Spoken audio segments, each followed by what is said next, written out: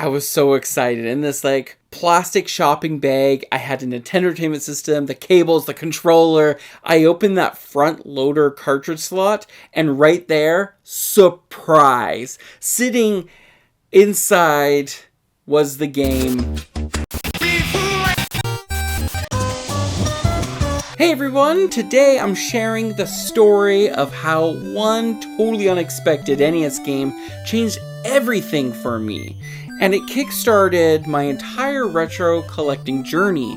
It's a game you'd never guess, and it completely rewired the way I saw the Nintendo Entertainment System. So let's rewind back in time, before Facebook Marketplace, before easy online shopping.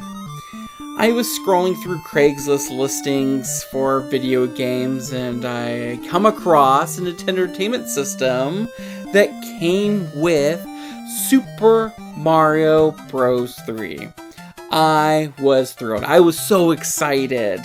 Man, I was only like 10 or 11 years old, so my dad had to drive me over to some stranger's house to go pick up this console, and I just couldn't barely contain my excitement the whole drive. I felt like this was the beginning of a whole new journey in gaming. After talking to the guy that I bought it from, I climbed right back into my dad's car, and I was so excited. In this like plastic shopping bag, I had a Nintendo Entertainment System, the cables, the controller, and Super Mario Bros. 3. And yes, okay, no doubt I'm the biggest nerd, especially for a 10 or 11 year old. Getting a retro console was amazing. I was turning it over, checking everything, just soaking it all in of just excitement. I opened that front loader cartridge slot, and right there, surprise, sitting inside was the game Terminator 2 Judgment Day. Completely just unexpected. I was shocked. I was thrilled. I had a free NES game. I had no idea what it was, just a mystery cartridge. I didn't know what kind of game it was or anything like that, but it was free and I was excited.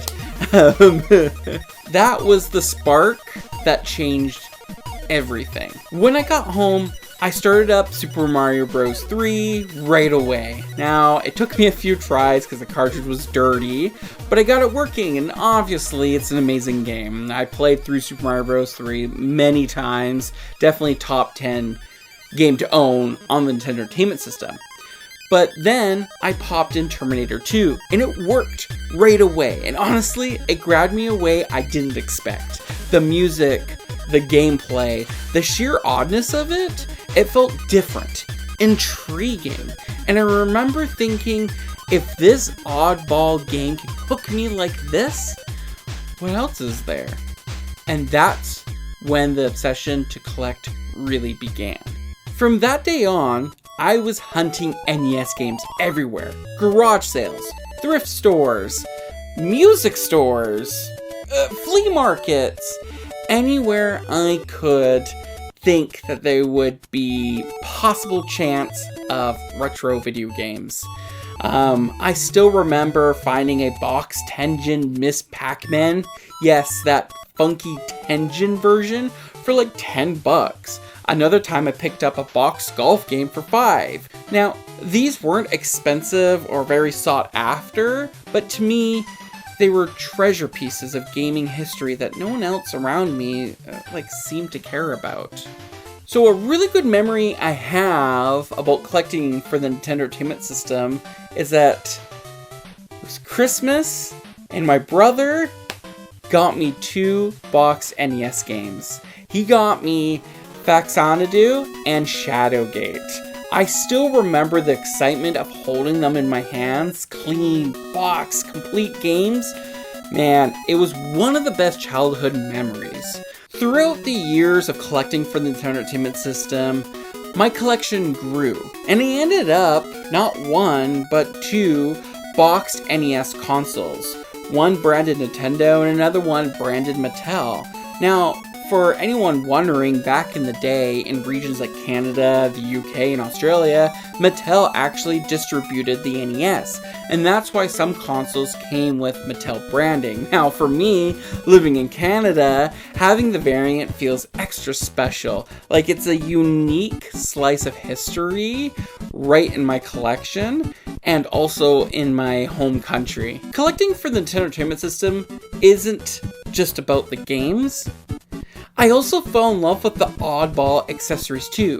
Things like the NES Advantage controller and like the quirky R.O.B, the robot, and of course, the Power Glove. The Power Glove, honestly, is my favorite thing in my entire collection. I actually have 2 of them. And now, were they perfect?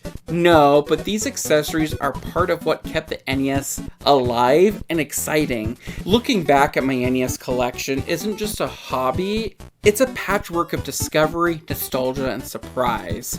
That one odd game, Terminator 2, in the car, set me on a path of hunting, uncovering, and preserving. It's about chasing the little joy, stumbling across a weird cart in a thrift store, pulling a game off the shelf I've never tried before. So I appreciate you coming down memory lane with me, but I do want to ask the question.